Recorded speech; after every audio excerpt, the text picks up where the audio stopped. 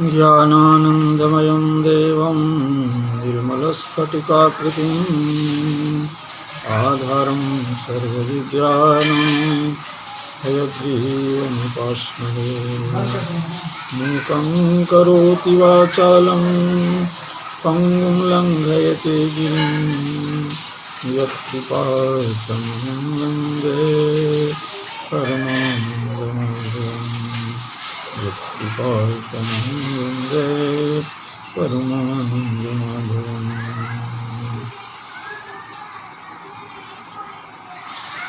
संस्कृतं भारतम् इत्याख्ये आमुखपटले समुपस्थितानां विविध शास्त्र ज्ञान संपन्नानां विदुषीणां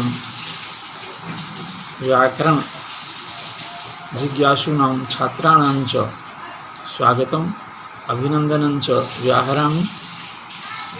मित्रों, हम लोग वैयाकरण सिद्धांत कौमुदी के समास प्रकरण को आधार विषय बनाकर आयोजित इस कक्षा में समवेत हुए हैं।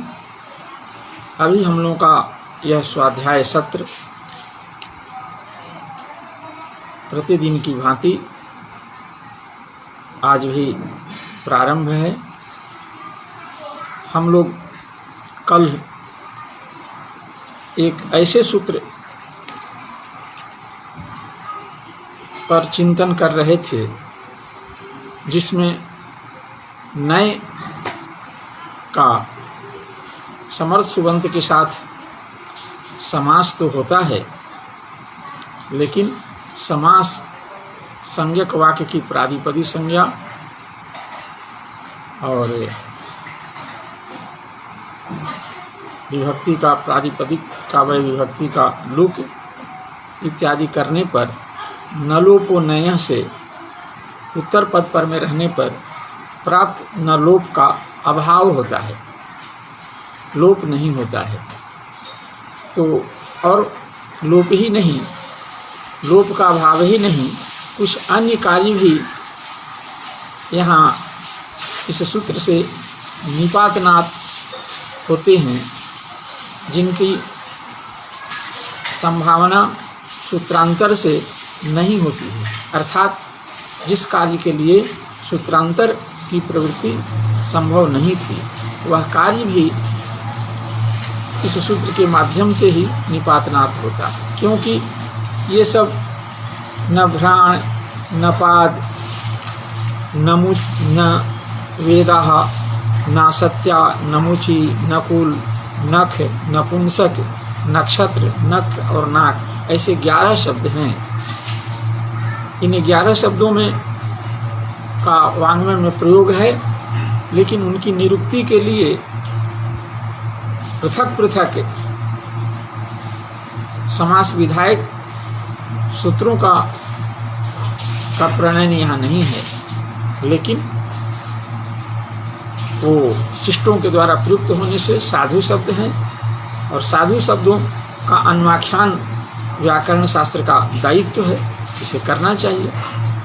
तो इन जिम्मेवारी को ध्यान में रखकर आचार्य ने इन पदों का, ये जो 11 समस्त पद हैं, इन पदों की निरुक्ति से संबंधित क्रियाओं का प्रक्रिया का के निर्वाहार्थ इस सूत्र का प्रणयन किया है, इस सूत्र का प्रवर्तन किया है, जिसके द्वारा इसी सूत्र से वो क्रियाएं उस प्रक्रिया की पूर्ति हो जाती है। तो ऐसे 11 शब्द हैं जिनमें कई शब्दों को हम लोग की निरुक्ति हम लोग कल कर चुके हैं, 2-4 शब्दों की, लेकिन पुनः सिंहावलोकन ब्याज से उसकी चर्चा हम लोग कर लें। द्विबद्धम सुबद्धम भवति। तो सबसे पहला पद है इसमें 11 पदों में नभ्राट। नभ्राट नभ्राट में भ्राजदीप्तौ धातु है। भ्राजदीप्तौ धातु से हम लोग ये क्विप प्रत्यय करते हैं। क्विप ये सूत्र है भ्राज भास धूर विद्युतोर जी प्री जू ग्रा वस्तु वह क्विप। इस सूत्र से हम क्विप प्रत्यय करते हैं। क्विप में कुछ भी नहीं रहता, सर्वापहारी लोप हो जाता है। अब भ्राज का जो जकार है उसके स्थान पर हम भ्रश्च भ्रश्च सृज मृज यज राज भ्राज क्षसाम स से सकार आदेश करते हैं। और झलाम जसोन्ते पदांते झलाम जस शुभ, इससे जस आदेश करते हैं। जस वर्ग का तृतीय होता है। अब सकार के स्थान में जो जस आदेश होगा वह क्या हो सकता है?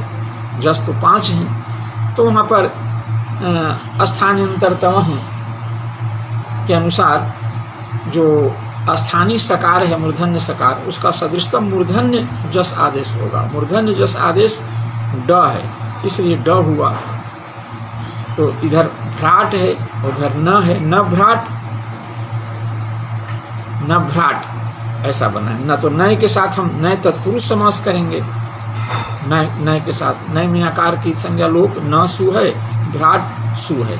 अब तत्पुरुष समास होगा। तत्पुरुष समास होने पर प्रातिपदिक संज्ञा होगी, विभक्ति का लुक हो जाएगा। अब उपसर्ग नकार का ही पूर्व प्रयोग होगा इसमें, निपातनात्। उपसर्जन संज्ञा हो न हो, उपसर्जन संज्ञा तो उसी की होती है जो समास शास्त्र में प्रथमांत तत्व न निर्दिश्यमान होता है। इसमें तो निपातनात् सिद्ध ही हो जाता है, उद्देश्य विधेय के रूप में या कुछ अलग से कुछ नहीं कहा गया है। इसलिए फिर भी निपातनात् नकार का नय का ही पूर्व निपात होगा। अब यहाँ पर नलोपो नयः से नकार का लोप प्राप्त है। उत्तर पद में भ्राज पद में रहने पर ये लोप होना चाहिए, लेकिन कहा कि नहीं, यहाँ पर लोप के अभाव का निपातन होगा। लोप अभाव का निपातन इस सूत्र के द्वारा होगा। और निपातन किस माध्यम से होगा? उसके लिए प्रकृत्या शब्द इन्होंने दिया। प्रकृत्या माने प्रकृति भाव के द्वारा होगा।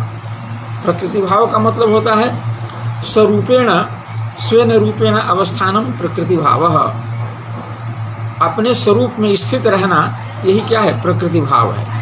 तो न कि जो अनुपूर्वी है उसी अनुपूर्वी के रूप में समस्त पद में विद्यमान रहना, यही उनका प्रकृति भाव है। और नकार का यदि लोप हो जाता है तो अपने स्वरूप में वह नहीं रहा, उसका स्वरूप विकल हो गया। नकार का लोप हो गया, विकल हो गया। लेकिन नहीं, वैकल्याभाव के साथ अपने स्वरूप में स्थित रहना, यही क्या है? प्रकृति भाव है। तो प्रकृति भाव हो गया, नकार का लोप नहीं हुआ। न भ्राट, अब सु आएगा, सु का फलंग्यावधि सुत्सप्रथम फल से लोप हो जाएगा, न भ्राट बना। इसी तरह से नभ्राट और नपात, नपात भी शब्द है, इसमें भी नय समास हुआ है उत्तर 2 पदों का। इसमें पूर्व पद जो नय है उसको उत्तर पद में रहने पर नय का नकार, उसका लोप प्राप्त है, न लोपो नय से। उसका प्रकृति भाव किया। इसमें प्रकृति भाव होने से नकार अपने स्वरूप में अवस्थित रह जाएगा, वैकल्य को प्राप्त नहीं करेगा। इसलिए कब नपात बनता है। इसकी सिद्धि प्रक्रिया को हम समझे। नपाति इति नपात, तो नपात का यहाँ पा रक्षणे धातु से सत्री प्रत्यय करते हैं। सत्री में अत रहता है, सकार की लसपतहित सिद्ध संज्ञा, रिकार की संज्ञा लोग अत रहता है। पा है, अत है, सवर्ण दीर्घ कर देंगे या तो गुणे से परूप कर देंगे तो न पात बनेगा। ये कि प्रत्यय की सर्वापहार लोप हो गया था, फिर कृदंत होने से इसकी प्रादिपद संज्ञा होकर सु विभक्ति आएगी। तो पात सु है, न सु पात सु, ऐसा है। अब इस सूत्र से हम समास तत्पुरुष समास कर देंगे। तत्पुरुष समास होने पर प्रादिपद संज्ञा होगी, विभक्ति का लुक हो जाएगा। उपसर्जन संज्ञा नकार का पूर्व प्रयोग होने पर न पात है। यहाँ पर भी न लोपो नया से पात रूपी उत्तर पद पर में रहने पर नकार का लोप प्राप्त था। इससे प्रकृति भाव किया, अर्थात न लोप का न को यथा स्थिति विद्यमान रहने की बात हो गई, स्वरूपेण अवस्थित रहने की बात हो गई। वैकल्य भाव अर्थात नकार के लोप की बात नहीं होगी, न रह जाएगा तो नपात बनेगा। फिर सु जो आया है सु का हलंग्या विधि प्रथम हल से लोप हो जाएगा, नपात। नवेदाह यह भी एक है, तो नवेदाह में भी क्या है, विद ज्ञाने धातु है, उससे घाय करके उससे सर्वधातुभ्य असुन सूत्र है उणादि का, तो वो सभी धातुओं से असुन प्रत्यय का विधान करता है। तो असुन में नकार की संज्ञा उकार उच्चारणार्थ अस बचता है, तो विद है अस है, गुण हो जाएगा, वेदस हो जाएगा। अब वेदस शब्द है तो न वेदस, वेदस शब्द से सु विभक्ति लाएंगे तो वेदस सु है, इधर न अव्यय नय है, नय में आकार की संज्ञा लोप न है, सु है, न वेदस न सु वेदस सु है, ये अलौकिक विग्रह वाक्य है।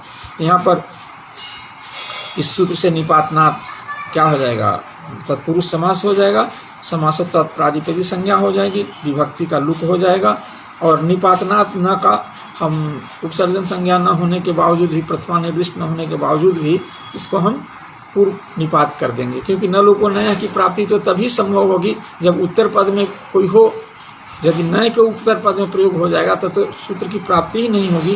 तो न लोप के अभाव के निपातन करने की, अभाव निपातन या प्रकृति भाव करने की बात ही कहाँ से उठती है। इसलिए नय लोप न को स्वरूपेण अवस्थिति का विधान सामर्थ्य से न का पूर्व निपात होगा। पूर्व निपात हो जाएगा तभी तो उत्तर पद में पर में रहेगा दूसरा शब्द, लोप को नया से नकार का लोप प्राप्त होगा।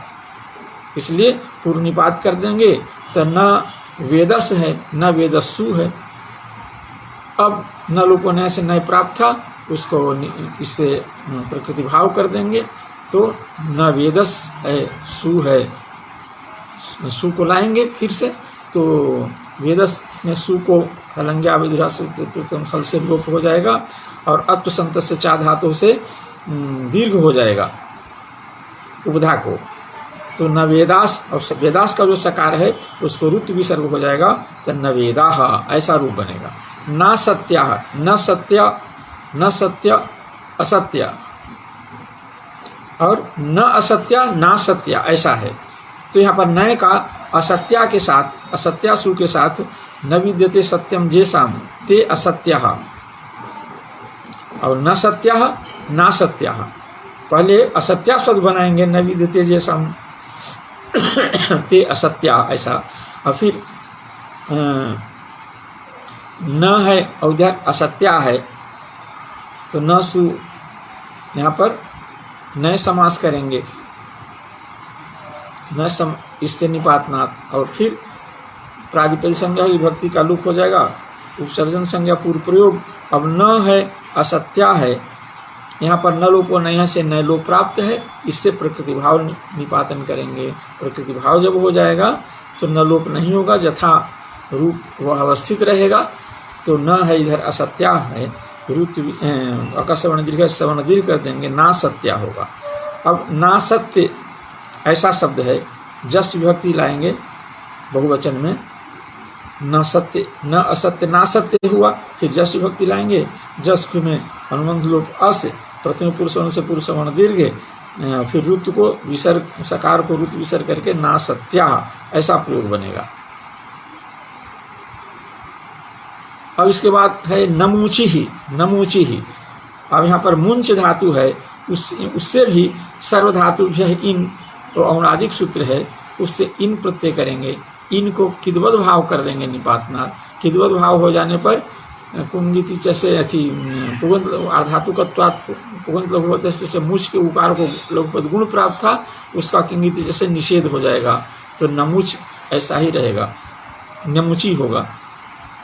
अब न का फिर स्वादुत्पत्ति करके कृदंत हो गया, तो नमुची, नमुची सु है, और न का मुची सु है, और न का मुची के साथ समास करेंगे, समासत्व प्रादिपद विभक्ति का लोप, उपसर्जन संज्ञा पूर्व प्रयोग हो जाएगा, न मुची है। यहाँ न लोप नय से न का लोप प्राप्त है, न अब ये प्रकृतिगत भाव कर देगा, यथा स्वरूपेण अवस्थिति रह जाएगी, अर्थात न जैसा है वैसा ही रह जाएगा। तो नमुची, फिर सु आएगा, सु को रुत विसर्ग करके हरि शब्द की तरह नमुची ही बनेगा। आगे प्रयोग है नकुलम, नकुलम, नकुलम अस्य, इस विग्रह में नकुलम अस्य, इस विग्रह में न सु है, कुल सु है, अलौकिक विग्रह है, और नकुलम अस्य अलौकिक विग्रह है। तो न कुल नय सु कुल सु, इस स्थिति में समास नय समास होगा। नय समास होने पर प्रादिपदिक संज्ञा विभक्ति का लुक पूर्व प्रयोग होकर के न कुल है, यहाँ पर न लोपो नय से उत्तर कुल रूप उत्तर पद पर में रहने पर नय के नकार का लोप प्राप्त है। यह प्रकृतिवद भाव निपातन कर देगा। तो प्रकृतिवद भाव हो जाने से न लोप नहीं होगा, यथा माने स्वरूपे न अवस्थिति रह जाएगी। तो फिर नकुल है, फिर सु को अम पूर्व रूप करके नकुलम बनेगा, नकुलम, सु को अम को पूर्व रूप करके नकुलम। इस तरह से न खम अस्य इति नखम, न खम अस्य इति नखम, न है और खम है, ये दो पद हैं, इसका बहुब्रीहि समास करेंगे, न खम अस्य। तो समासत्व तत्प्रादि संज्ञा विभक्ति का लुक होकर के न खम रहेगा। अब नखम में क्या हो जाएगा, न लोपो नय से नकार का लोप प्राप्त है, ये प्रकृतिवद भाव निपातन करेगा। तो नख है और फिर सु आएगा, सु को पूर्व से पूर्व करके नखम बनेगा। इस तरह से नपुंसकम शब्द ही बना है, न स्त्री न पुमान ऐसा शब्द है। जो न स्त्री है और जो न पुमान है उसी को क्या कहते हैं, नपुंसक कहते हैं। तो जो न स्त्री न पुमान ये लौकिक विग्रह वाक्य है, और न स्त्री सु और न पुमान सु ये अलौकिक विग्रह वाक्य है। न स्त्री सु है, न पुमान सु ये अलौकिक विग्रह वाक्य है। यहाँ पर समास कर देंगे, समास होने पर प्रादिपदिक संज्ञा विभक्ति का लुक हो जाएगा। तो स्त्री पुंस दोनों रहेगा, इन दोनों के जगह पर इधर नय रहेगा, दोनों के जगह पर पुंसक भाव निपातन कर देंगे। स्त्री और पुंस ये जो दो शब्द बच गए हैं विभक्ति का लुक करके, ठीक ना, न पुमान न स्त्री, इसके स्थान पर हम पुंसक आदेश कर देंगे और नय का नकार है।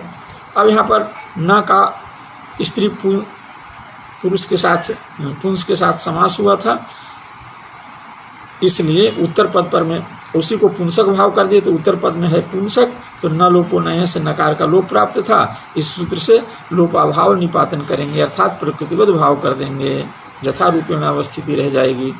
तो नपुंसक है, स्वादुत्पत्ति करके नपुंसकम बनेगा। आगे है नक्षत्रम, तारा अर्थ में नक्षत्र है।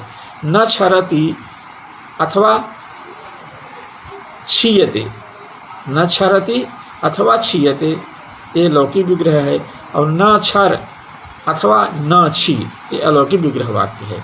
यहाँ पर हम तत्पुरुष समास, नए तत्पुरुष समास करेंगे।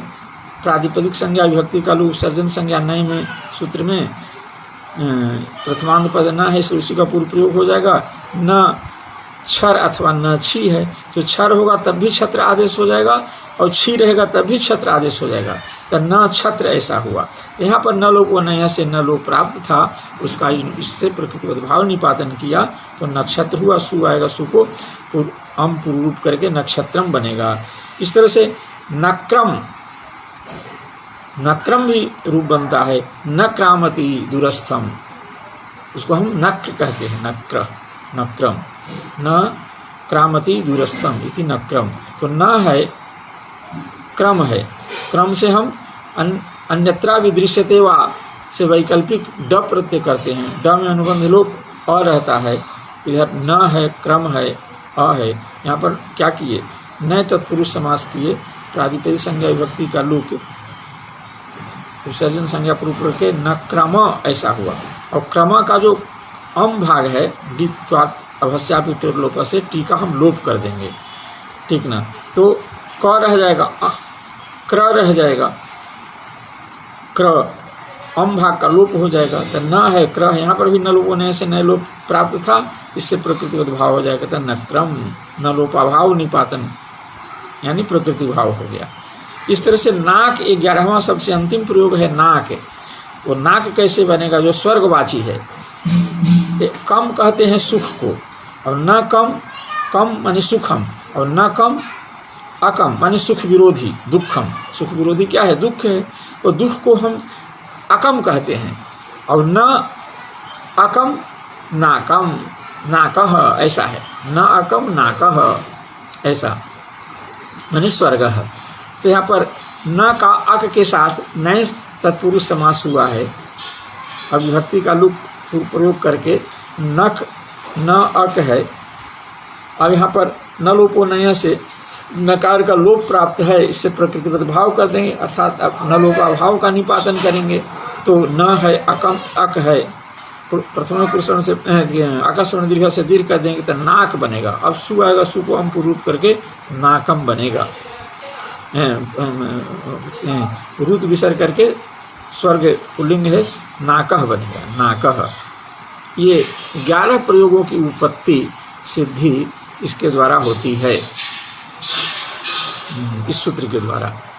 इसलिए अब आगे सूत्र है नगो अप्राणीषु अन्यतरस्याम, नगो अप्राणीषु अन्यतरस्याम। इस सूत्र में 3 पद हैं। नग प्रथमांत पद है, अप्राणीषु सप्तम्यंत पद है, अन्यतरस्याम विकल्पार्थक अव्यय है। 3 पद हैं इस सूत्र में।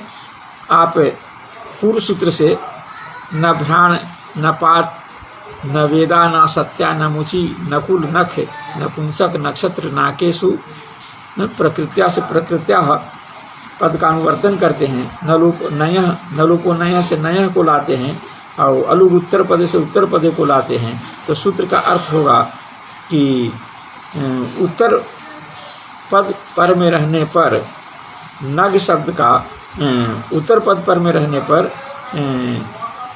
प्राणी भिन्न अर्थ गम्यमान हो तो वैकल्पिक नलोप का अभाव निपातन होता है, अर्थात प्रकृतिवत भाव होता है। माने स्वरूपेण अवस्थिति रहती है नय की, स्वरूपेण नय की अवस्थिति का यहाँ विधेय है इस सूत्र के द्वारा। सूत्र का अर्थ होगा कि प्राणी अप्राणी सु अर्थात प्राणी से भिन्न अर्थ गम्यमान हो तो नग न गच्छति इस विग्रह में नए समास करने पर जो न ग ऐसा रूप होता है, गमेर ढ से ड प्रत्यय करके ढ लोप अ टी का लोप नग बना है, ग बना है ग, और न ग न ग। तो यहाँ पर न लोपो नय से नए लोप प्राप्त है, लेकिन ये कहा कि नहीं, ये प्राणी से भिन्न अर्थ गम्यमान हो तो न और ग में जब नए समास हो और न लोपो नय से जब नए की प्राप्ति है तो प्राणी से भिन्न अर्थ गम्यमान हो तो वैकल्पिक न लोप अभाव न लोप को न लोप का अभाव निपातन होता है, अर्थात न को प्रकृतिवत भाव होता है, न कि यथा स्वरूपेण स्थिति रह जाती है। तो नग हुआ, ये विकल्प से होता है। जब नहीं तो न लोपो नय से न का लोप हो जाएगा, अ बच जाएगा, अ है ग है, अग हुआ। अब स्वादिपत्ति करके नगह होगा, अगह होगा। ये 2 प्रयोग बनते हैं वैकल्पिक होने से। लेकिन ये अप्राणी स्थिति, अप्राणी अर्थ गम्यमान हो तभी। ये नग शब्द अप्राणी अर्थ का वाचक है, तो नग पर्वत अर्थ का वाचक है, जो प्राणी नहीं है, प्राणी भिन्न है, प्राणी वर्ज है। तो प्राणी वर्ज ये अर्थ कहने की क्या जरूरत है? प्राणी वर्ज अर्थ गम्यमान रहने पर ही नग में जो समस्त समस्त पद है, समासंज्ञक पद है, इसमें नकार के लोप का न लोप का प्रकृतिवत भाव होता है, अर्थात न लोप नहीं होता है, अभाव निपातन होता है। ऐसा क्यों कहते हैं? अब प्राणी नहीं कहिए, केवल कहिए कि वैकल्पिक नग यह जो समास संज्ञक पद है, इसमें जो न लोपो नय से नय प्राप्त है उसका अभाव निपातन होता है, अर्थात प्रकृति स्वरूपेण अवस्थिति उसकी रह जाती है, ऐसा कहते। तो जब ऐसा कहेंगे तब तो अगो वृषलः शीतेन, वृषलः शीतेन अगः, इतना ठंडी है, इतना तापमान गिर चुका है कि ठंडा से शैत्य से जो वृषल है वो न गच्छति, सिकुड़ा हुआ है, चलने की स्थिति में नहीं है, जकड़ा हुआ है सारा शरीर उसका। तो वो प्राणी है, यहाँ पर भी न लोप का अभाव निपातन हो जाएगा। तो अगह नहीं बल्कि तू अभी तू नगह, वृषल अर्थ में भी प्राणी अर्थ में भी नगह ऐसा प्रयोग बनेगा। इस स्थिति में बनता नहीं है, अगह प्रयोग होता है, अब नगह भी होने लगेगा। एक प्रयोग, दो प्रयोग, द्विरूपापत्ति होने लगेगी। एक नलोपाभाव वाली स्थिति, एक नलोप वाली स्थिति, दो रूप होगा। अभिष्ट है, प्रेरित अभिप्रेत है आचार्य को, या वाङ्मय में प्रयुक्त है अगह का ही। इस अर्थ में साहित्य किसी कारणवश चलने की स्थिति में किसी का नहीं होना, ये अग है। और वह स्थिति यदि किसी प्राणी की हो तो वह नलोप का अभाव निपातन नहीं होता है, अर्थात नलोप का प्रतिभाव नहीं होता है, न का, है ना, ये स्थिति आती है। यदि हम अप्राणी नहीं कहेंगे तो यहाँ पर भी नलोप हो जाएगा, तो दो रूपापत्ति, नलोप के अभाव निपातन होगा तो रूपद्वयापत्ति हो जाएगी, अनिष्ट प्रयोग होगा। इस अनिष्ट प्रयोग से बचने के लिए अप्राणी सु यह कहना पड़ेगा। तो जहाँ अप्राणी अर्थ है वहाँ पर तो नलोप का अभाव वैकल्पिक निपातन होगा, लेकिन जहाँ प्राणी अर्थ है वहाँ अभाव निपातन नहीं होगा, नलोप नित्य रूप यानी निश्चित तौर पर नलोप होगा। अब आगे के सूत्र में नित्यम क्रीडा जीविकयोः सूत्र से नित्यम पद का अनुवर्तन होता है और वह नित्य ही कार्य होता है। इसके लिए नित्यम जाएगा। वैकल्प विधान है पहले से, यानी विभाषा पहले से प्राप्त है। अब ये नित्यम के अनुवर्तन जाने से वो नित्य ही कार्य होगा। इसलिए कहते हैं, स्मरण दिला रहे हैं कि न लोपो न क्रीडा जीविकयोः, इस सूत्र से निषेध बोधक न पद का अगले सूत्र में अनुवर्तन होता है। अनुवर्तन होने से, है ना, उस समास, जो समास विधायक सूत्र है अगला सूत्र, वो जो विभाषा के अनुवर्तन के का अधिकार होने से वैकल्पिक समास प्राप्त था, वह समास नित्य ही होगा। क्यों? तो नित्यम क्रीडा जीविकयोः से नित्यम, ये वहाँ पर स्वरितत्वेन प्रतिज्ञात है। स्वरितत्वेन प्रतिज्ञात होने के कारण उसकी एक कोई सीमा है, जहाँ तक के लिए स्वरितत्वेन प्रतिज्ञात है वहाँ तक उसका अनुवर्तन जाएगा। यहाँ अनुवर्तन आएगा तो ये समास नित्य ही होगा। कौन सा समास नित्य होगा? तो इसको पढ़िए। कुगति प्रादयः, कुश्च गतिश्च और प्रादिश्च इति कुगति और प्रादयश्च इति कुगति प्रादयः, कुश्च गतिश्च और प्रादयश्च इति प्रादयः। यहाँ इतरेतर समास हुआ है। कु ये अव्यय है कुत्सित अर्थ में, और गति से, गतिश्च से जो गति संज्ञा होती है वह लेना है, और प्रादि से प्राप सम अनुभव निष्निर, जिनकी क्रिया के योग में, धातु के योग में उपसर्ग संज्ञा होती है वो लिए गए हैं। तो कु कुत्सितार्थक अव्यय, गति संज्ञक अव्यय और प्रादि का समर्थ होने से वैकल्पिक प्राप्त। नित्यम क्रीडा जीविकयोः से नित्यम का अनुवर्तन होने के कारण वहाँ नित्य विभाषा का संबंध नहीं होगा, नित्य विधान होगा। अधिकार है लेकिन विभाषा के साथ इस सूत्र का संबंध नहीं होगा, आगे बढ़ जाएगा विभाषा। यहाँ संबंध इस सूत्र के सूत्रार्थ बोधक वाक्य में उसका संबंध नहीं होगा। नित्यम का संबंध चूंकि उसकी जगह पर हो चुका है, इसलिए नित्य ही समास होगा। अब कुत्सित पुरुष है, लौकिक विग्रह है, विग्रह वाक्य है, तो कुत्सित अर्थ में विद्यमान जो अव्यय है कु सु, उसका पुरुष सु के साथ, है ना, नित्य ही तत्पुरुष समास, नित्य ही वो तत्पुरुष के रूप में समासमान होते हुए तत्पुरुष होगा, ऐसा होगा। तो समास भी हो और वह तत्पुरुष भी हो। प्रातिपदिक संज्ञा होगी, विभक्ति का लोप, कु के बाद जो सु है, पुरुष के बाद जो सु है उसका लोप हो जाएगा। अब कुगति प्रादेय में कु प्रथमांतत्वेन निर्दिष्ट है, इसके द्वारा, उसके द्वारा, इसलिए इसका पूर्व प्रयोग हो, इसकी उपसर्जन संज्ञा होगी, पूर्व प्रयोग हो जाएगा। कु पुरुष है, फिर स्वादिपत्ति करके कु पुरुष हम बनाएंगे। आगे ये गति है, प्रादि है, इनके उदाहरण भी आगे आएंगे। तो गति संज्ञा होकर तब समास होगा। गति संज्ञक का समर्थ सुबंध के साथ समास होता है तो उसके लिए पहले गति संज्ञा होनी चाहिए। वही स्मरण दिला रहे हैं, गतिश्च इत्यनुवर्तमाने। गतिश्च का अनुवर्तन होता है, अनुवर्तन होने से गति संज्ञा होती है, तब गति संज्ञा का समर्थ सुबंध के साथ समास होता है। ये बतलाने के लिए यहाँ पर कहते हैं गतिश्च इत्यनुवर्तमाने। गतिश्च जो गति संज्ञा विधायक सूत्र है उसका स्मरण दिला रहे हैं कि उसका यहाँ पर अनुवर्तन होता है। कहाँ?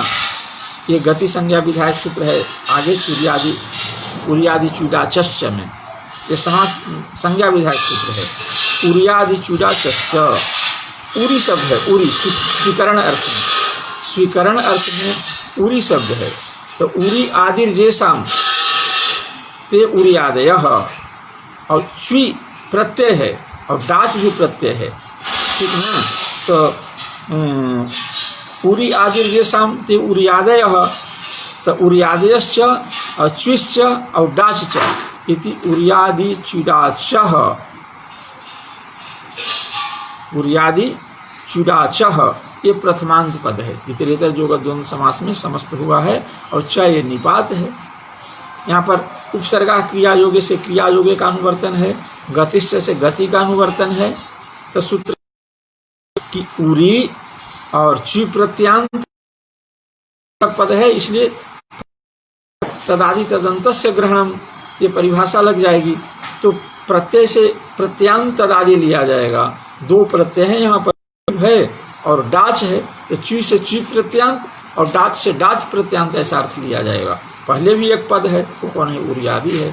तो उरियादि गण में पठित जो शब्द हैं उनका, उनकी और ची प्रत्यांत प्रकृतिक ची प्रत्यांत जो है उसकी और डाच प्रत्यांत की क्या हो जाती है? गति संज्ञा हो जाती है, गति कहे जाते हैं। कब? उनका क्रिया के साथ योग हो। कोई क्रिया के साथ यदि इनका उरी आदि जो हैं उनका योग हो, ची प्रत्यांत शब्द का योग हो और डाच प्रत्यांत शब्द का योग हो क्रिया के साथ, तब उनकी गति संज्ञा होगी। उदाहरण के लिए उरी कृत्य है, उरी कृत्य। अब उरी ये स्वीकारार्थक अव्यय है, उरी, इसकी गति संज्ञा हो जाएगी। कब गति संज्ञा होगी? जब क्रिया के साथ इसका योग है। तो ध्यान दीजिए, उरी है और उरी है और क्री धातु है, क्री धातु। अब क्री धातु से हम समास अक्त्वा प्रत्यय करते हैं, अक्त्वा कृत्वा बनता है, कृत्वा। अक्त्वा में त्वा रहता है, क्री है, त्वा है, कृत्वा बना। अब ये कृदंत हो गया, इसकी प्रादिपदी संज्ञा हो जाएगी। इसकी अव्यय संज्ञा भी अक्त्वा तो सुन कसुनु से अव्यय संज्ञा भी हो जाती है। अव्यय संज्ञा हो जाने से विभक्ति तो आएगी प्रथमा एक वचन और उत्सर्गी उसका अव्ययदाप ऊपर से लुप्त हो जाएगा, लेकिन अलौकिक विग्रह वाक्य में तो वो रहेगा। तो उरी है, अव्यय यहाँ भी प्रथमा एक वचन लेने में कोई दिक्कत नहीं है। उरी है, सु है, कृत्वा है, सु है।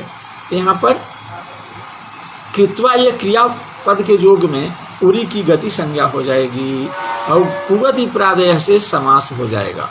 कुगति प्रादेय से कु माने कुत्सितार्थक कु यह अव्यय, गति संज्ञक अव्यय और प्रादिक की का समास होता है समर्थ सुबंध के साथ। समर्थ सुबंध है कृत्वा, इसके साथ समास हो जाएगा। गति संज्ञक है कौन? उरी। तो गति संज्ञक का क्या हो जाता है? समर्थ सुबंध के साथ कृत्वा के साथ समास संज्ञा हो जाएगी, वह तत्पुरुष समास भी कहलाएगा। फिर प्रादिपद संज्ञा होगी, विभक्ति का लुप्त हो जाएगा, पूर्व प्रयोग हो जाएगा। तो उरी का ही पूर्व प्रयोग होगा, उरी कृत्वा है। अब समास समासे यानी पूर्वोक्त ल्यप से ल्यप हो जाएगा। ल्यप में अक्त्वा के जगह पर य हो जाएगा। ल्यप में लकार की संज्ञा हो जाती है, तस्य लोप से लोप होता है, य है। अब ह्रस्व से प्रीतिकृति तुक से यहाँ पर तुक का आगम हो जाता है, तो क्या बनता है?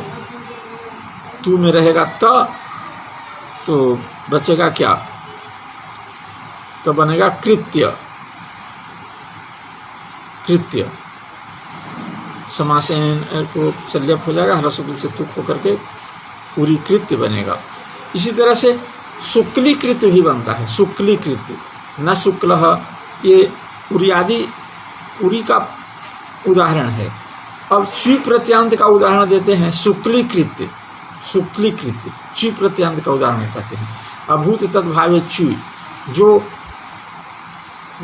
वस्तु पहले से विद्यमान नहीं है उसको उस रूप में हो जाना, ये क्या कहता है? अभूत तद्भाव कहते हैं। जो गुण धर्म क्रिया जिसमें पहले से विद्यमान नहीं है, उस गुण धर्म क्रिया का, है ना, किसी में बाद में हो जाना, ये क्या है? इसको अभूत तद्भाव, अभूत तद्भाव कहते हैं, अभूत तद्भाव। और अभूत तद्भाव अर्थ में ही च्वी प्रत्यय होता है, च्वी प्रत्यय। तो वो च्वी प्रत्ययांत जो शब्द हैं उनकी भी क्या है? गति संज्ञा होती है। ऐसा शब्द है शुक्ली, शुक्ली शब्द है, इसकी गति संज्ञा हो जाएगी। कैसे शुक्ली च्वी प्रत्यांत है, इसको समझें। तो शुक्ल, न शुक्लः अशुक्लः, और अशुक्लः शुक्लम कृत्वा, है ना। इस अर्थ में हम जो पहले से शुक्ल नहीं है, शुक्ल गुण पहले से जिस वस्तु में विद्यमान, जिस द्रव्य में विद्यमान नहीं है, उस द्रव्य में शुक्ल गुण का हो जाना, उत्पन्न हो जाना या उत्पन्न कर देना, ये क्या है? शुक्लीकरण है, शुक्लीकरण। यही अभूत तद्भाव है। इस अभूत तद्भाव अर्थ में हम च्वी प्रत्यय करेंगे। च्वी में कुछ भी नहीं रह जाता है, सर्वापहार लोप हो जाता है। फिर अस्य चौ से जो इत दीर्घ इकार का विधान हो जाता है, च्वी प्रत्यय होता है, फिर इत हो जाता है, और फिर जैसे जैसे इकार का लोप होकर के शुक्ली ऐसा बना। शुक्ली अब क्या? च्वी प्रत्यांत है। अब च्वी प्रत्यांत की गति संज्ञा हो जाएगी, किससे हो जाएगी? उरियादि चुडाचश्च से। अब गति संज्ञा हो जाने पर कुगति प्रादेय से हम समर्थ सुबंत कृत्वा के साथ समास कर देंगे, कृत्वा सु के साथ। समासत्वात् प्रादिपद संज्ञा विभक्ति का लोप, उपसर्ग संज्ञा पूर्व प्रयोग, शुक्ली है, कृत्वा है। अब समासे, समास संज्ञक है, समासे अनय पूर्वोक्त ल्यप से समास होने के बाद में ल्यप प्रत्यय हुआ, ल्यप में अ रहेगा, फिर तुक का आगम हो जाएगा, तो कृत्य बनेगा, शुक्ली कृत्य। अब ये अक्ता प्रत्यांत है, इसलिए अव्यय संज्ञा हो जाएगी, सु औसर्गिक सु आएगा, सु का वेदाप सुप से लुक हो जाएगा, शुक्ली कृत्य यह पद बनेगा। आगे है डाच प्रत्यांत की भी क्या होती है? गति संज्ञा होती है। इसका उदाहरण लीजिए। डाच प्रत्यांत की गति संज्ञा होगी, फिर गति संज्ञक मान करके कुगति प्रादेय से उत्तर पद के साथ उसका नित्य समास होगा। इसके लिए अब आगे हम तैयार हैं।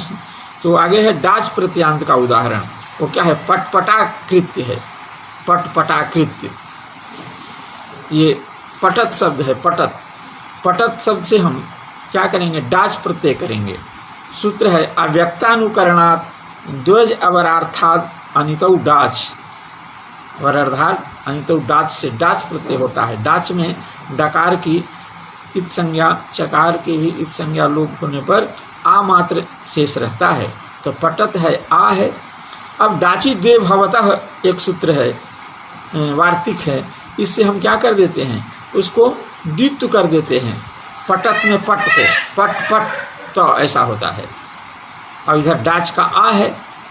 अब डाच में चूंकि डा का आ डित है, इसलिए डित्वा टी का लोप हो जाएगा, तो पटपटा हो गया, पटपटा टी का लोप होने पर।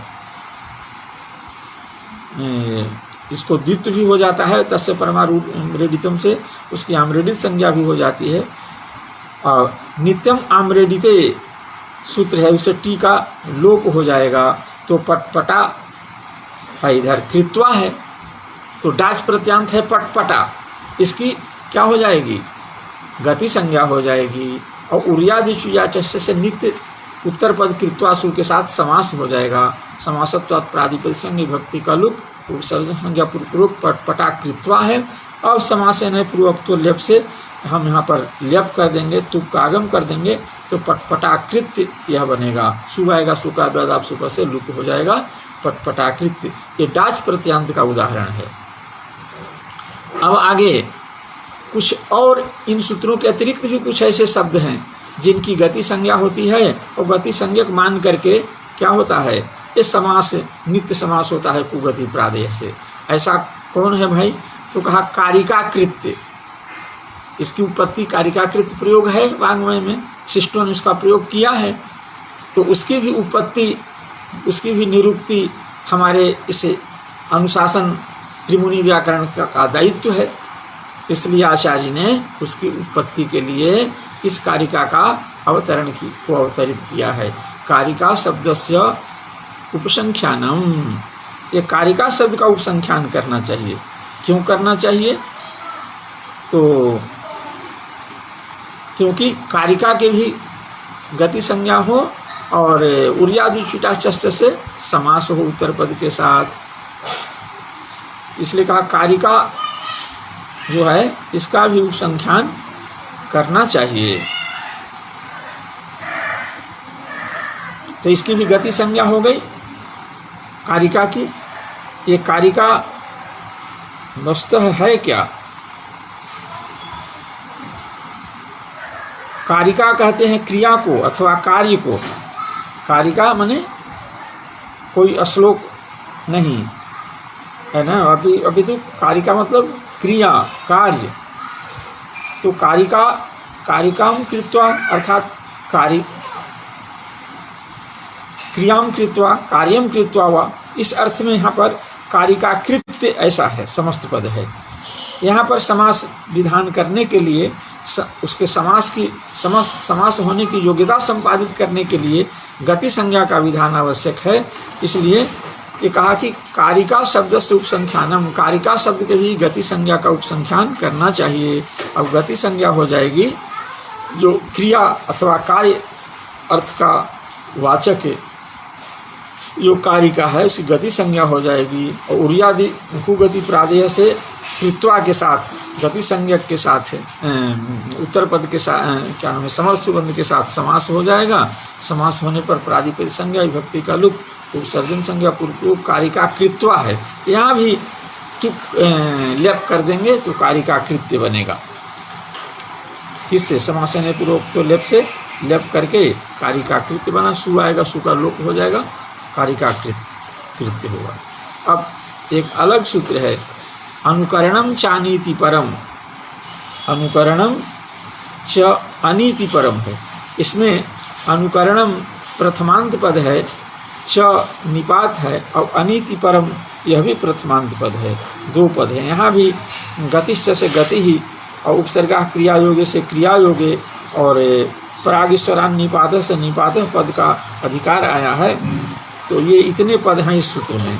इन पदों का जो सूत्रस्थ पदों के साथ जब एक वाक्यता करेंगे तो सूत्र का अर्थ होगा कि विशेष अवस्था में अनुकरणम चानीति परम है, अर्थात अनुकरणवाची जो शब्द हैं उनकी भी गति संज्ञा होती है, लेकिन कब? अनीति परम, इति शब्द पर में नहीं हो तब।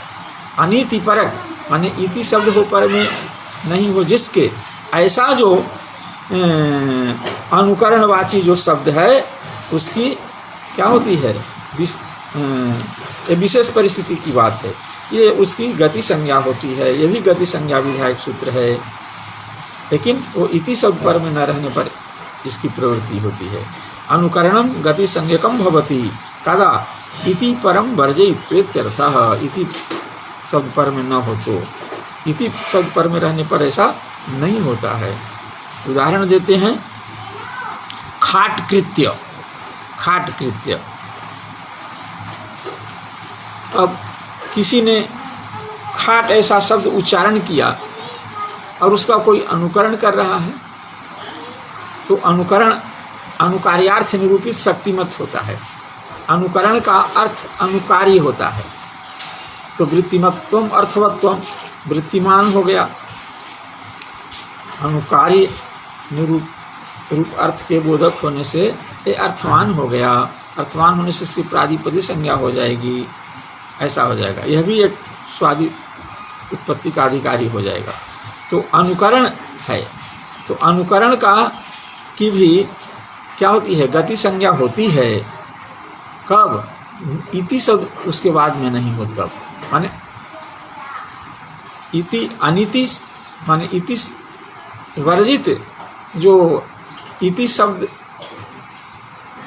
पर में नहीं हो तो अनुकरण की गति संज्ञा होती है। तो खाट, कोई शब्द का उच्चारण किया और उसका उसने ऐसा उच्चारण किया, ऐसा कोई कह रहा है तो अनुकरण कर रहा है उसका, जो पहले उच्चारण किया उसका।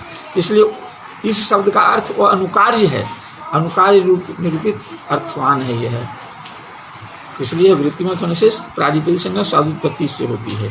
तो खाट की गति संज्ञा होगी और कुगति प्रादेय से गति संज्ञक का क्या कहते हैं, समर्थ सुबंध के साथ समास होता है। तो कृत्वा से है और औत्सर्गिक वचन सु लाएंगे। अव्ययादाप सुपर से लुक भी होता है, लेकिन ये सिद्धावस्था में लुक रहित प्रयोग दिष्टा है। हम लौकिक विग्रह वाक्य में समास कर रहे हैं, इसलिए वहाँ पर सुप दिखाएंगे। तो कृत्वासु है, इधर है खाट है, खाटसु है, कृत्वासु है। यहाँ पर हम कुगति प्रादेय से समास कर देंगे, नित्य समास कर देंगे। नित्य समास करने पर प्रातिपदिक संज्ञा होगी, विभक्ति का लुक हो जाएगा, उपसर्जन संज्ञा प्रयोग खाट कृत्वा है। यहाँ पर भी अक्त्वा को लेप करके खाट कृत्य ऐसा बनेगा। ये अनिति परम क्यों कहा, माने खाट शब्द के बाद इति पर, खाट इति शब्द पर खाट शब्द नहीं हो, ऐसा क्यों कहते हैं? इसलिए कहा कि खाट इति कृत्वा निरष्ठिवत, ये वाक्य है।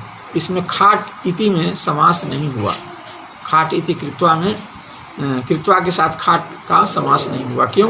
कि इति शब्द परक है, इसलिए यहाँ समास अभिष्ट नहीं है। यदि हम अनिति परम पद का उपादान नहीं करेंगे तो यहाँ पर भी समास होने से कौन रोकेगा?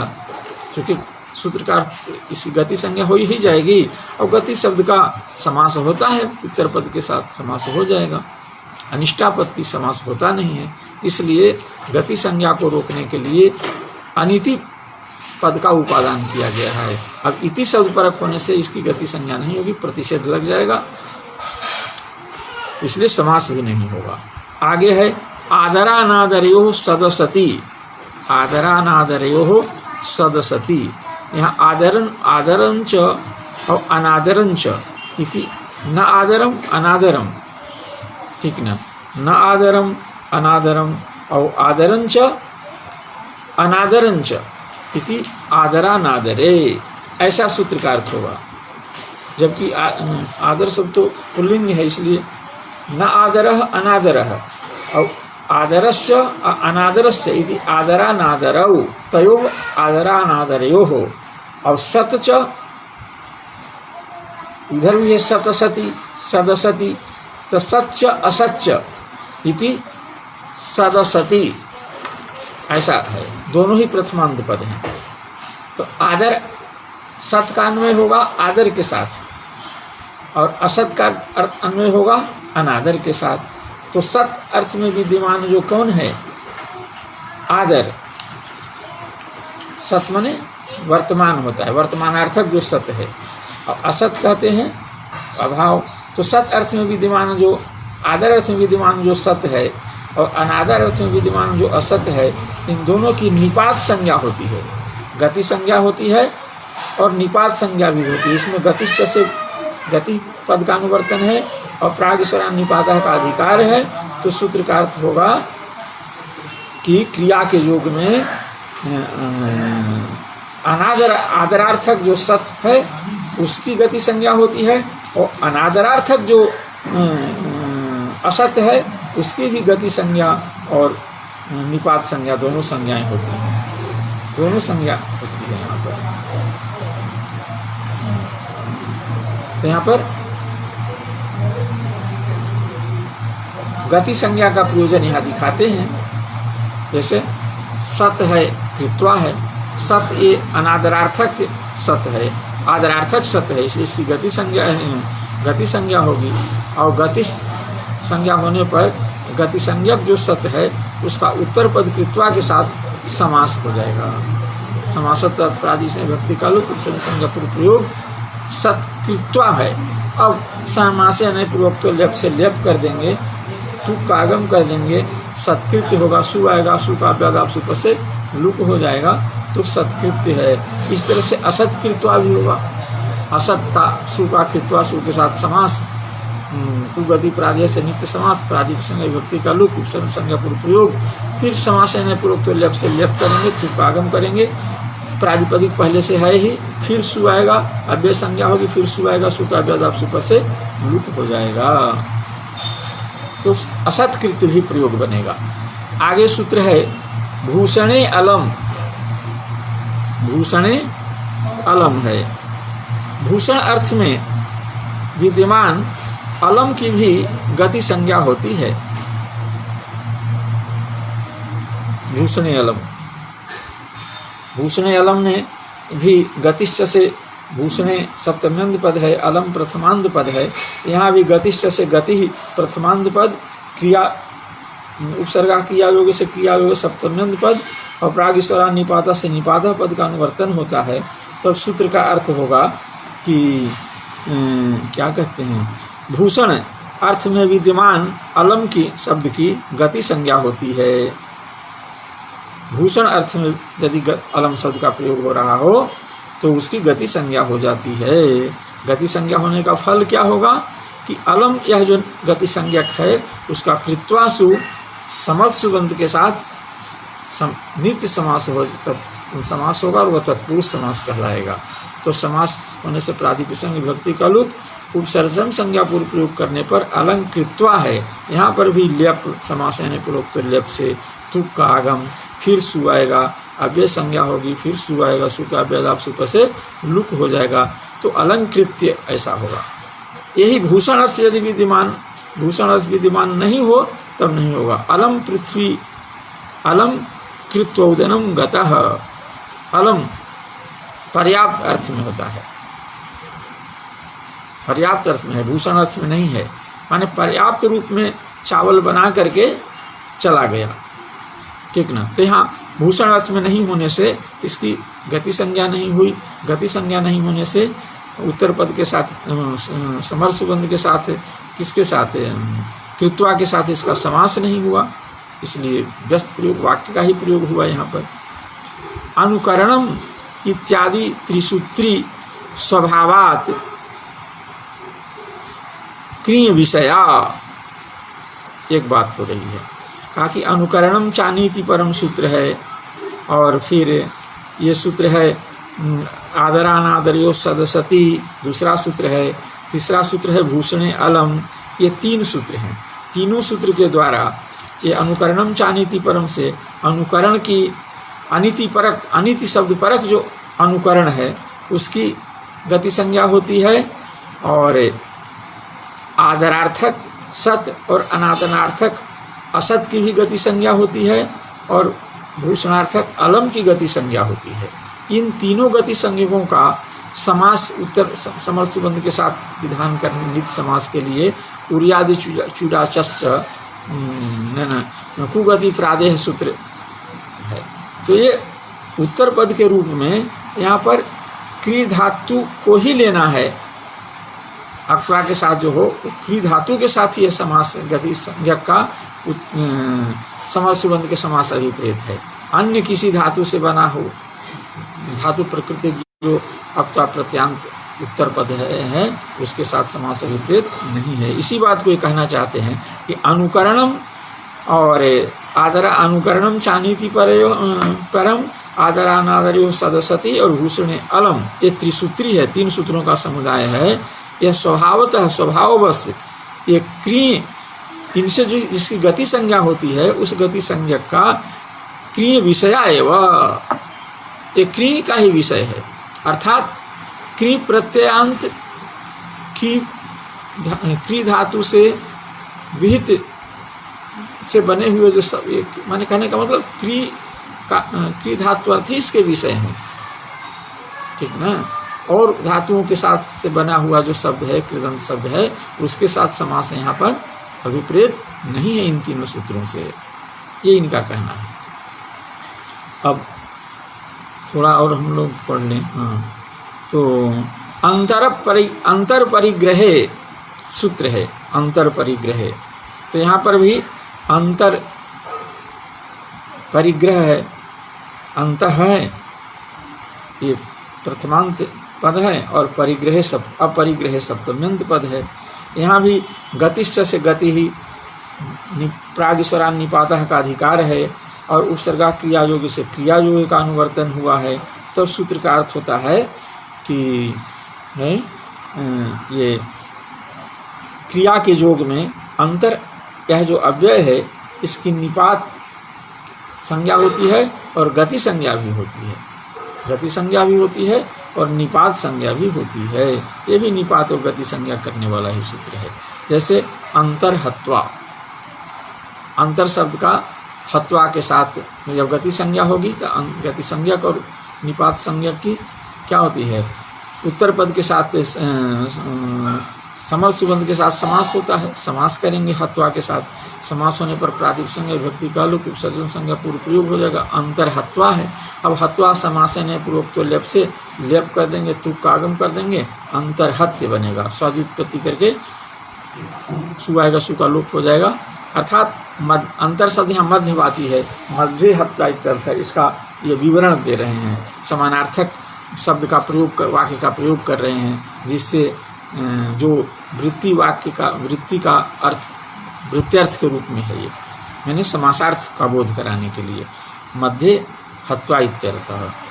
अपरिग्रह, अपरिग्रह अर्थ में यह है, जहाँ परिग्रह अर्थ होगा वहाँ पर उसकी गति संज्ञा नहीं होगी और फिर कुगति प्रादेय से समास भी नहीं होगा। जैसे अंतर हत्वा गतः, यहाँ पर परिग्रह अर्थ में अंतर शब्द नहीं है।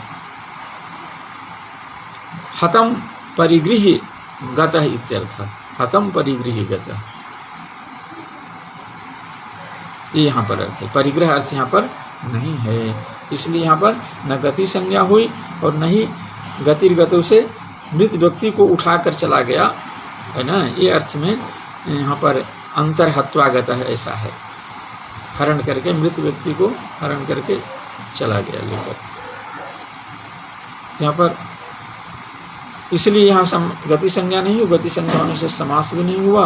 अब हम लोगों का स्वाध्याय का काल पूरा हो चुका है, हम लोग काल से नियंत्रित हैं, इसलिए आप लोगों को सादर अभिनंदन और स्वागत करते हुए हम अपनी वाणी को विराम देना चाहेंगे। आप हमें विदा दें। नमस्कार।